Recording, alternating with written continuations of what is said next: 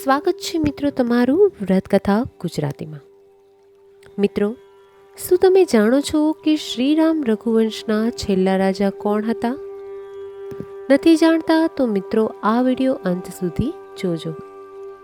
મિત્રો, રામાયણથી તો તમે પરિચિત જ હશો કે ભગવાન શ્રીરામને 14 વર્ષનો વનવાસ કઈ રીતે મળ્યો, કઈ રીતે રાવણને માર્યો અને અયોધ્યા કઈ રીતે ફરી આવ્યા। આ વાર્તા તો બધાએ સાંભળી છે। શું તમે જાણો છો એવું શું થયું હતું કે ભગવાન શ્રીરામે પોતાના માનવ રૂપને છોડી દીધું હતું? એના પછી મૃત્યુ પછી એમના સિંહાસન પર કોણ બેસ્યું?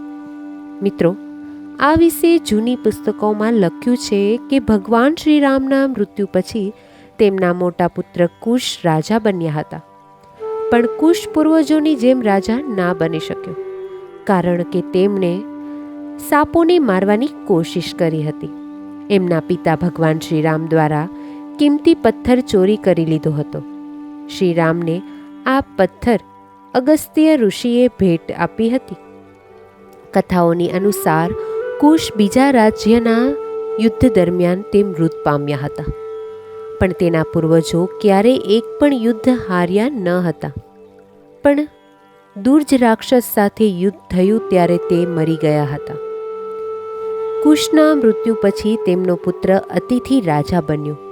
કુશ અને નાગકન્યા કુમદવતીનો પુત્ર અતિથિ પોતાના પૂર્વજોની જેમ જ મહાન રાજા હતો।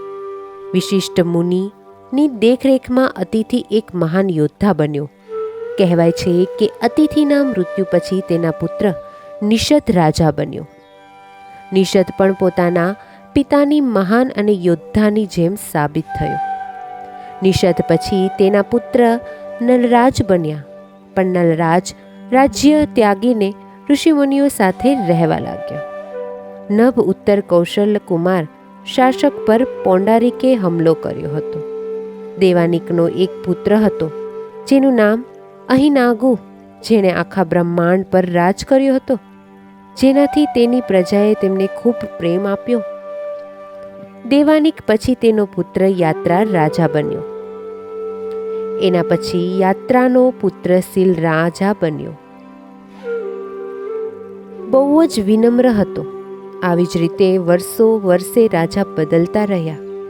આમ જ રઘુવંશ આગળ વધતો ગયો। અગ્નિવર્ણા આ રઘુવંશનો છેલ્લો રાજા હતો।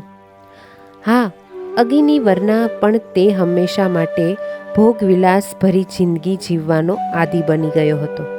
પ્રજાની વાત તો દૂર, પણ તેમના મંત્રીઓએ પણ તેમને ક્યારેય જોયા ન હતા। તે વિલાસિતાના કારણે તે બહુ નબળો રાજા બની ગયો હતો। છતાં કે તેને અન્ય રાજ્યોના રાઘવોથી એટલો ડર લાગ્યો કે ક્યારેય એમને હુમલો કરવાની કોશિશ જ ન કરી।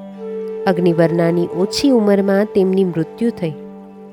જે સમયે તે મૃત્યુ પામ્યો ત્યારે તેની ગર્ભવતી પત્ની સિંહાસન પર બેસવા તૈયાર હતી, અને આની સાથે રઘુવંશી અંશ પૂર્ણ થઈ ગયો। તો મિત્રો, આ હતી રામાયણ પાત્રો વાર્તા।